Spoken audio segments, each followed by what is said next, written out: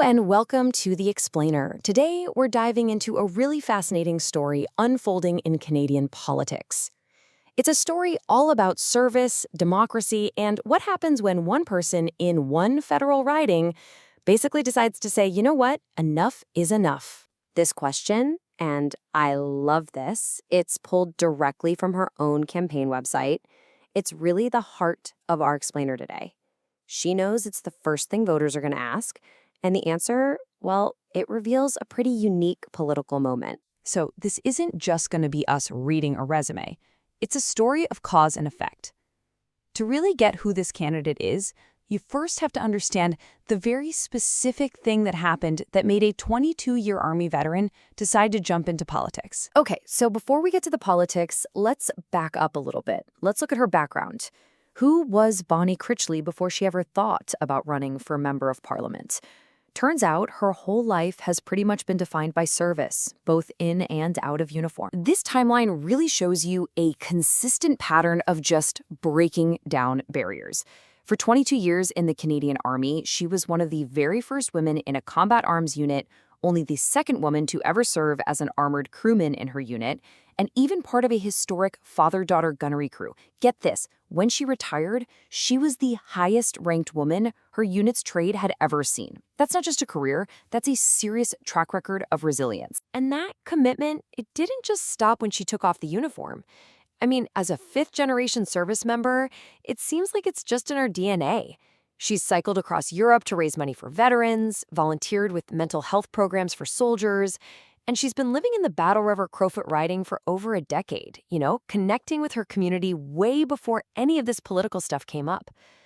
So the takeaway here is her identity is just deeply, deeply rooted in service. So with a life so defined by service, what was the tipping point, right? What was the one event that pushed her to enter the, let's face it, often messy world of politics? Well, according to her campaign materials, the catalyst was a specific move involving the leader of the Conservative Party. The sitting member of Parliament in her riding stepped aside, which would then allow the party leader to run in that now empty seat in a by-election. For Critchley, that move was the line in the sand. And this quote, "This gets right to the heart of her whole objection. She frames this as a matter of democratic principle, that the results of an election should actually be respected, and that a local MP shouldn't be asked to step aside just to give a party leader a safe seat." This quote captures her entire motivation for running. Now, this is where it gets really interesting because she connects her past service directly to her present fight. She's very clear that her experiences overseas, especially seeing what happens when democracy gets suppressed in places like Afghanistan, that's what fuels her passion for what she calls fair and transparent elections right here at home.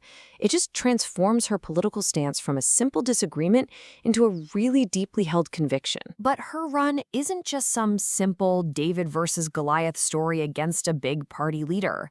As an independent, she's actually facing a very modern and kind of unusual challenge from a totally different direction. So she published this open letter, and it was addressed to a group called the Longest Ballot Committee. Now, this is a group that encourages a huge number of candidates to run in elections, kind of as a protest against the electoral system itself.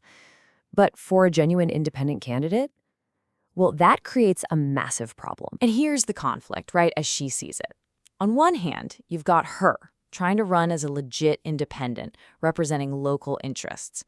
On the other hand, you have this protest movement that she believes is abusing a recent rule change, the one that got rid of financial deposits to run, and they just flood the ballot.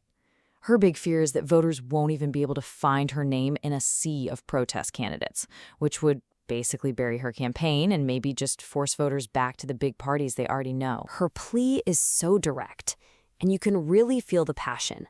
She actually calls the committee's actions legal election interference and just asks them to stand down, to let the local political fight play out on its own terms. It really highlights the incredible difficulty of trying to mount an independent campaign when you're fighting on two completely different fronts. Okay, so what does she actually stand for? If she's not tied to any party lines, what are her guiding principles? What are her policies? Let's take a quick look. This, right here, is the foundation of her entire platform. She presents herself as a true independent, whose only loyalty is to the people of Battle River-Crowfoot. She even says that her positions are flexible, that they can change based on what the majority of her constituents actually want. It's that classic independent philosophy. The MP works as a direct delegate of the people, period. So how does that philosophy actually play out on a huge hot-button issue like the carbon tax and climate change, especially in a province like Alberta? Well, her position is pretty nuanced. She says she absolutely knows climate change is real, and she even cites her own firsthand experience fighting fires and evacuating livestock. But she's firmly against the carbon tax. She argues it just makes life more expensive for everyday families. She also points to other complex issues like microplastics to make the case that simple tax solutions just aren't enough, and says she's committed to finding a balance that doesn't penalize her constituents. And if we zoom out a little, a few other key pillars really define her platform. Citing her family's long history of serving Canada, she calls Alberta separation a non-starter. On firearms, she supports lawful owners and thinks policy needs to focus on crime, not on rural traditions. And she has a really strong focus on local stuff, fighting for federal infrastructure grants for the riding and protecting family farms from big corporate monopolies. This quote really highlights her focus on practical, local issues. Her support for the right to repair is a perfect example, right? It's a policy aimed directly at empowering farmers so they can fix their own equipment without these corporate roadblocks. It's a stance that speaks to the daily realities of life in a rural riding. And when it comes to social issues, things like gender politics and LGBTQ+ rights, her platform is grounded in one very simple principle: non-interference. She states it plainly. Human rights are human rights, and the government shouldn't be in the business of regulating people's personal health, their bodies, or their identity. It's a libertarian-leaning stance that puts individual freedom first. So that's the story of Bonnie Critchley's independent run. You've got a campaign born from a specific political grievance, it's facing some really unique challenges, and it's built on a platform of super local focus. And it leaves us with a bigger question to think about. In an age of powerful political parties and protest movements, what does it really take for a single citizen driven by their own conviction to stand up and try to offer a different path? And what does it mean for democracy when they do? Thanks for watching The Explainer.